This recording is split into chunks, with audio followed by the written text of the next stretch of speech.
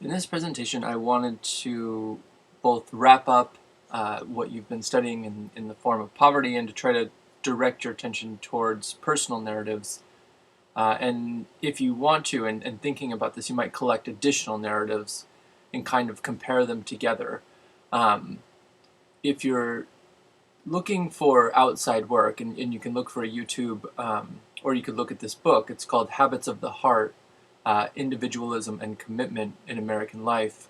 And the author's last name is Bella, Bellah. And that's kind of what I'm doing here, although there's more examples of this than just that book. And what we're doing here is taking a personal narrative, our lived experience, or my lived experience here in this case, and trying to tell a story about how law, poverty, knowledge, and social change kind of work together.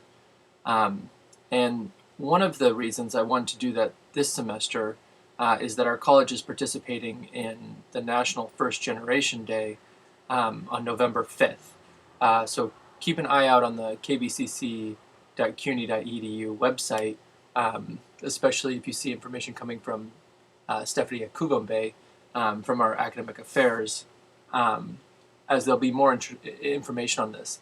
I say that first as myself as a first in family to go to college, and then secondly, just to keep you aware that for those of you who are kind of new to college, whether you're first in the family or not, there are scholarship opportunities, grants, and whatnot that kind of come with that status. And I didn't really know about that until much later in my college career, so I didn't get to take advantage of those. So one thing I like to do is provide this information to folks earlier on in their kind of career. So I just wanted to kind of give you a little bit of a picture of where I come from. But first I want to think about this in the context of bell hooks. And those of us in the academy, and the academy means those of us who are teachers and professors in higher education, from working class backgrounds, are empowered when we recognize our own agency, our capacity to be active participants in the pedagogical process, which is the teaching and learning process. So this picture here is a formative moment in my life where I worked as at an elementary school in 2004-2005, just as the No Child Left Behind Act was kind of being implemented. And so the school I worked at the next year got shut down. But this year that I'm working here in this picture, I was working with K through 5, and this picture is with kindergartners, in a 98% poverty district. Many first-generation refugees, immigrants, and then a variety of just kind of people who were not necessarily residents of Washington State. And so there wasn't kind of resources available to many of the families that would be available to traditional multi-generational Americans. So that process kind of alerted me to what would be called the differentiation of education. On the one hand, right, that people need different things based on their different lived experiences. But on the other hand, I couldn't help but feel a sense of camaraderie or see the similarities to my own kind of struggles of making it through the educational system when money is kind of an issue. And so what Bell Hooks is saying here is that, when we enter into the academy, part of the difficulty is that a lot of folks, just like any really workplace, a lot of the folks there come from more positions of economic privilege. So that can be kind of depressing or difficult to manage. But on the other hand, we're often working with folks who don't come from economic privilege as students. And so we have agency, we have the capacity that maybe wealthier folks would have to struggle with to see things from the same point of view because we'd had that lived experience. So, maybe like some of you, I had a father who worked the night shift when I was little. And so, I kind of wanted to stay up, right? I wanted to stay up as late as I could. and wait for my dad to get home. So that resulted in me, like getting my early childhood education from the Tonight Show with Johnny Carson. And there's moments in which I kind of think back to that experience and see, my interest in, say, interviewing people, or even doing some aspects of performance in the class, or even what I'm doing now, right, is being influenced by that moment, right? And so this is kind of like a good example of, on the one hand, not really thinking about the negative side of being first in the family, but trying to think of the aspects that kind of shaped that personality, and how that kind of pushed me through the college experience. And we didn't have cable growing up, so this was kind of one of those. It's hard to say, like one of those extra things, right? One of the TV was like a treat, right? If you think about it in that way. But what went with that, right, with my dad's job situation was that he was a machinist working for Boeing, and so there was labor strikes was almost a yearly activity. So there'd be times where it wasn't clear whether he'd be working, which kind of informed me about the difficulties of unions, right? Unions are, on the one hand, trying to protect their workers from being exploited.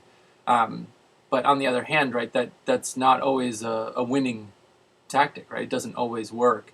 And so I watched my dad work a lot of odd jobs, just trying to pay the bills. And so that kind of, influenced me as well, to try to learn about the things that he was doing. So again, like that was a difficult situation. But on the other hand, I've worked so many different jobs that I feel, in the classroom, especially, or when I'm explaining the content of the class, I can relate to a lot of people, right? Because I might have done a job similar to you. And some of those early jobs I had were just basic, right? Mowing lawns, doing landscaping kind of work, to babysitting, right? Anyone who needed someone to babysit, I was, the first one to raise my hand. Yeah, I can do it. If it was $10, that was fine. Just to learning any new skill I could, right? So if a friend of mine said, hey, you want to come, learn how to use this machine, and we're going to make $50 this weekend. That was great. That was a big deal. So I would volunteer to basically anything I could, and learn how to do that thing, just so I could have a little bit of money. And I'm sure many of you are similar to that. And then I think just like learning how to, if I wanted to play a sport and I needed, a new baseball mitt, or I needed shoes, to play basketball, that I had to pay for those things. And so it kind of taught me, how to prioritize and how to value things that were important to me. And, even paying for things like lunch, right, in junior high and high school.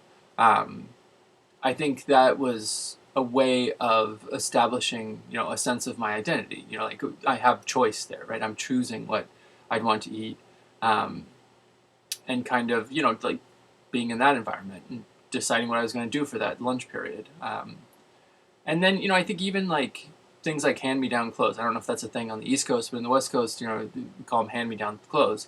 Some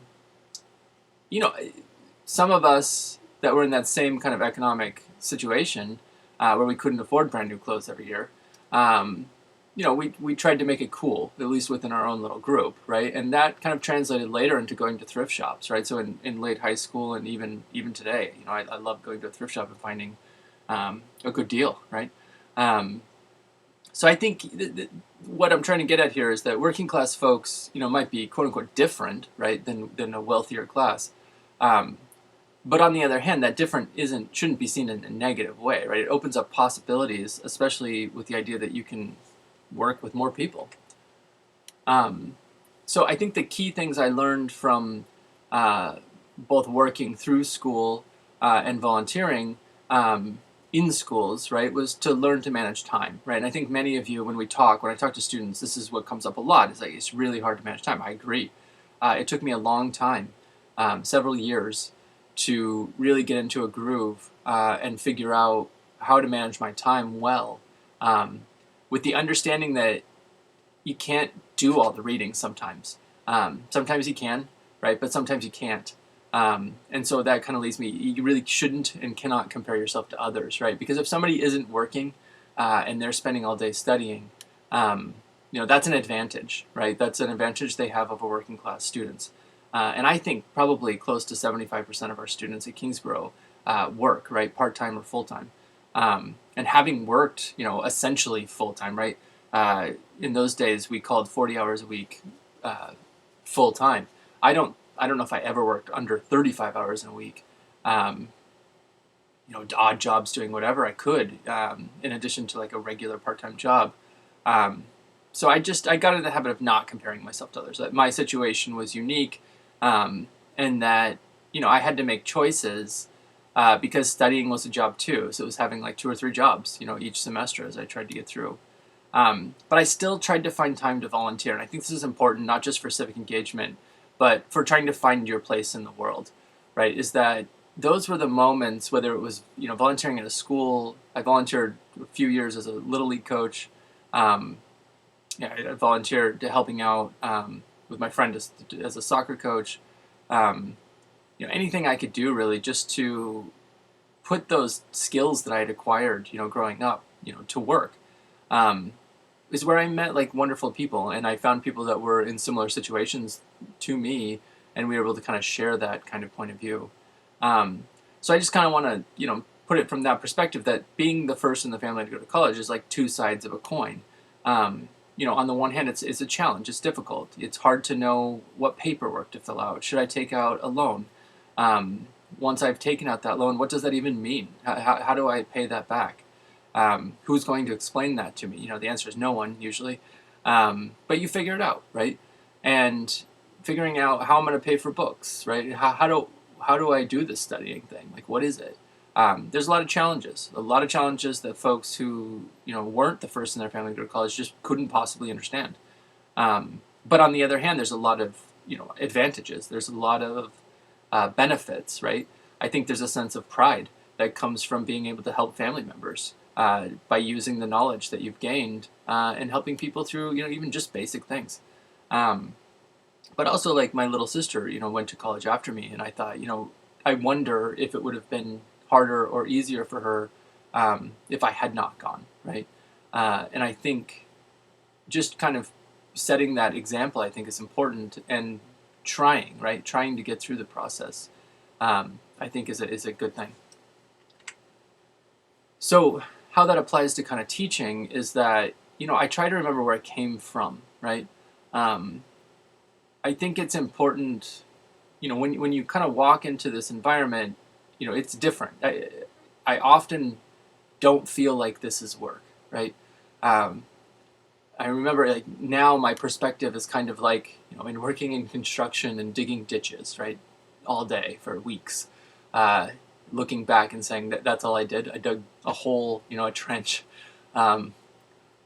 which was obviously important for the construction site, but it was such hard labor, right? Like, I'd be exhausted when I get home.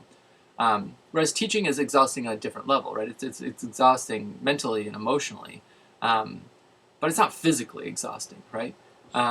So I think it's just like trying to remember and put in perspective kind of the value of work, and trying to place myself within a larger need, right? So we're all kind of contributing to society in our own ways. And so I try to keep that in mind, that, what are the things that I learned, and who are the people, right, that I've met along the way. And then I think, just like Bell Hooks said, it's good to challenge the status quo and the implicit bias that folks who don't know what it's like to be working class or first in the family to go to college, right? To push back when a professor says something in a meeting like, those students don't do the work. And saying, well, what do you mean? What work? And are you sure you're explaining it well? Are you giving them multiple opportunities, etc.? And just bringing up the idea that, they might not have done that assignment at Thursday at 2:45 p.m. because they were at work. Did you consider that? And oftentimes professors will say, oh no, I didn't think about it. I forgot that, students work. So, I think it's just like pushing back on those things is a lesson that comes from working class, right? You learn to be a little bit more aggressive or assertive, I think, being in working class environments. That makes me remember, like, not to be too comfortable, right? I think it's the idea is that when, I think most of you would agree, right? As a working class person, you're never 100% comfortable with the idea that you're going to still have a job next year, right? And I think this pandemic has really brought that out, right? That there are certain jobs that are always vulnerable. And so working in those places and getting laid off, right? Not having as many options from year to year. I like to remember, like in the late 90s, it seems like you could take a job, quit a job, take a job, quit a job, all in the same week. But then going into like the mid 2000s, it was very, very difficult to find a job. And then in 2008, I at the collapse, right, of the financial markets, I did anything I could just to be able to pay the rent. And it was scary, right? There was times where I was making decisions like, should I get sour cream at, I think it was like $6 at the time, to go along with these $3 skirt steaks, right? Because I had $12 for food for the week, and probably deciding that no, I think I'm going to go with an apple or something. But I think remembering that is a good thing, right? That things can change at any minute, and I think that's a working class value. And I think it's really like also goes to my work ethic now and continuing to volunteer and participating in things that are bigger than me. That it's not just about, what a lot of people, talk about as far as what they think is important in life. I think by working in different environments, you kind of see different points of view, and you I think, should be better at empathizing with people and seeing what's important. And then I think it has helped me with communication strategies, right? That I think that idea of being able to see from multiple points of view is useful, because usually in working class jobs, you have to communicate with lots of different people. I remember working my first customer service jobs and just thinking, man, these people are nuts. But then I realized, right, that people were anxious, right? They had bought a product. It wasn't working the way that either they thought it would or the way that they were told it would. And so they needed someone to help them through that process. And it depended on the person, right? What was their background? What did they want, right? What were the things that were important to them? And so all that practice, I think, has helped over time. So I think those are things that have applied from working class backgrounds that work in the classroom. And then finally, how does this kind of relate to law? I think when we put things back in perspective, when we look at society's problems, there's three kind of main big issues, right? There's class, race, and gender, what's called intersectionality. And I think it's telling that Dr. King, towards the end of his life, was focused on the relationship between poverty and capitalism as a kind of means of war. And I think when we think about poverty, we tend to think about it in individual perspectives, right? Like that person must have made choices that made them poor. But class is not that simple, right? You're a part of a class. You don't choose to be a part of a class, right? I can't just say, well, wouldn't it be lovely tomorrow if I was a multi-billionaire? And then tomorrow I wake up and I'm a multi-billionaire. Largely, folks are born into it. If you do research on it, people are born into money. So even when you hear those stories by rich people saying that they did it all on their own, you do some research, you find out, well, no, your grandfather was a millionaire, and then they gave you money, and then you either blew it or you made money off of it. Whereas, like myself and others, we were born into working class, right? Like I didn't choose to be working class. And so I think we need to understand that. Like there's this idea of class mobility, but that's mostly around the middle, right? Meaning that like if your family has a shared income of say $70,000 among 4 people, you might, at that point, assuming that your parents, right, are supportive, you might make somewhere between $30,000 and $70,000 yourself, right? Maybe when you turn 30, 35. And I think, when you do that research, you'll see that people make more money over time, right? Which is kind of common sense. But I think, especially in younger generations, maybe even starting in my generation, we had this idea of getting rich young. And it's by and large a myth, of course, right? I mean, when Occupy Wall Street was talking about the 99%, that didn't change 3 years later to the 62%, right? People don't get rich overnight in large numbers. And so, I mean, if you just think about the lottery itself, right? So just thinking about that idea that while we're born into a class, that doesn't necessarily define us, but it does kind of structure us in a way, right? It structures the relations and especially the power roles that exist. So law can be used to equalize those relations, and in some ways it is.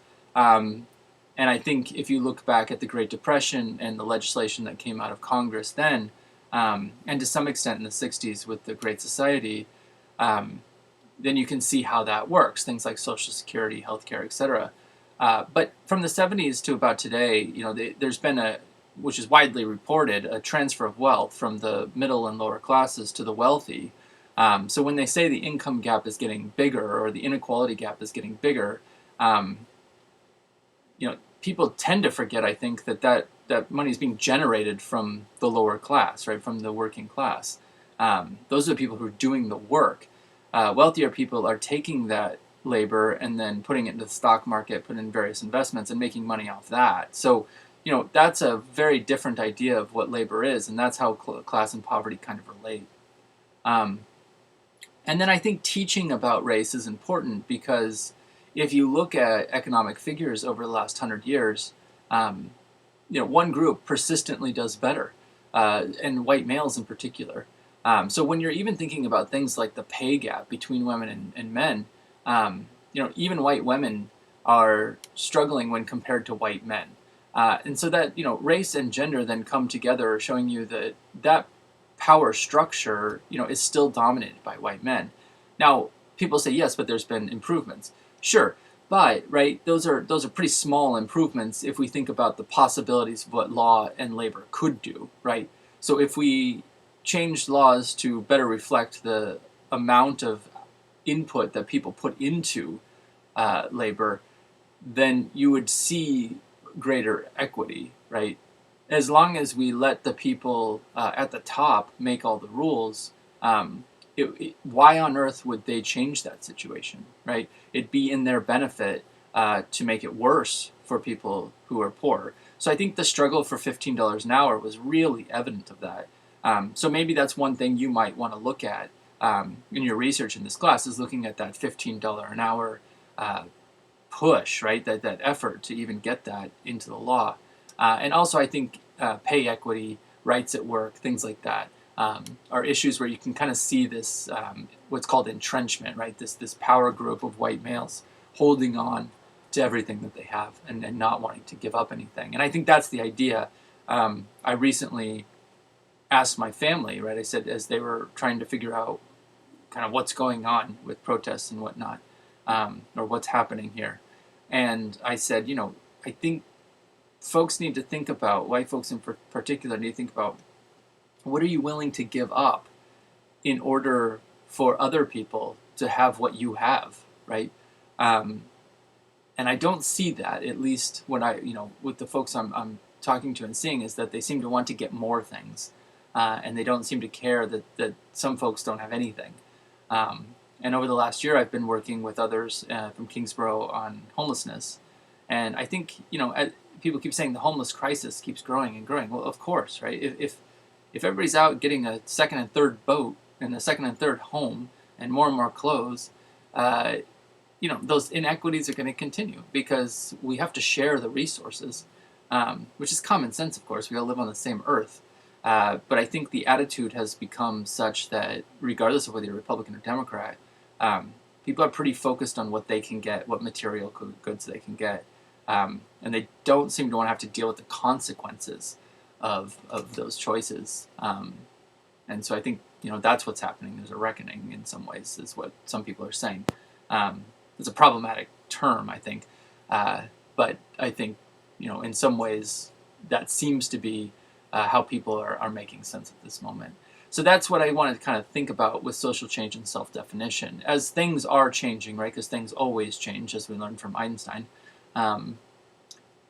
we are defining ourselves based on those changes.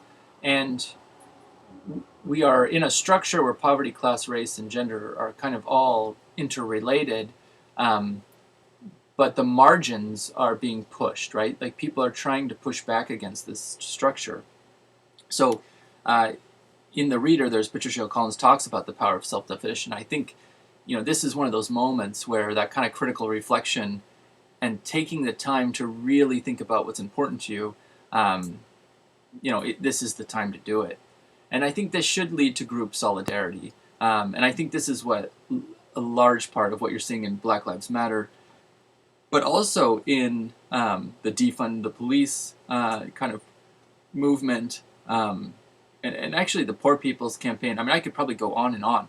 Climate change, and even the Trump populists. I think what you're seeing is that people, for better or for worse, are beginning to identify in groups, and hopefully we avoid the kind of hyper-tribalism that pits one group against the other. But the idea that people are coming together to focus on specific issues does present the possibility for genuine dialogue. And so if we're clear about the positions that we're taking, and maybe focus more on what position you're for as opposed to what you are against, I think that might be a better way of establishing group solidarity, meaning social change will occur when we're clear about our self-definitions and how we fit into the group with other people. So I think these are the ideas that I want to kind of just leave with you. And I think the two pictures I have here, on the one hand, right, growing up in a working class background means that you might not have a fancy car, but you can get just as far on a horse.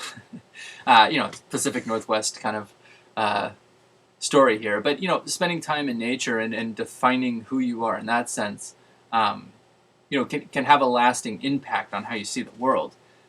Whereas I think, spending time in a Lamborghini or whatever the stupid fancy car that anybody likes today, a Tesla, I guess, I doubt that's going to have a long-standing influence on your outlook, when you turn 40, 60, 70. I hope not, right? So I think the relationships are more important than objects. And I think the work that I've done here, one of my favorite achievements or one of my favorite experiences was working with students and my colleague, Professor Skorik, who does international human rights work as well. That was early in my career. And the suit you see there was the first suit I bought in New York. It was $100. And I had worked 3 days on a construction job to be able to afford that suit, so I could wear it, and play the part of these kind of formal presentations. And I liked the idea that here we all kind of dressed the part, even though all five of us come from humble beginnings and kind of modest backgrounds. And so this is showing that with some work and with some agency, right, working together, we were able to present our point of view, and through this work called the Brooklyn Public Scholars, and I thought it was important work, and we had immigration covered, criminal justice and policing covered, and then environmental issues covered, all within the framework of international law, and so I think it's not a big huge thing, right? But it's a small example of how labor, law, and social change can come together, and how that all starts back when we're little kids, right? And how our lived experiences kind of shape us. And so that's how I'd like to think about it as we move towards addressing the poverty and justice. That it's not an abstract concept, right? It's real and concrete in our lives. And so I just kind of want to encourage you to think about that way, and to think about collecting narratives, think about collecting stories, because that helps us see the wide variety of cases that involve injustice of poverty, and it's not one big, brush. Okay.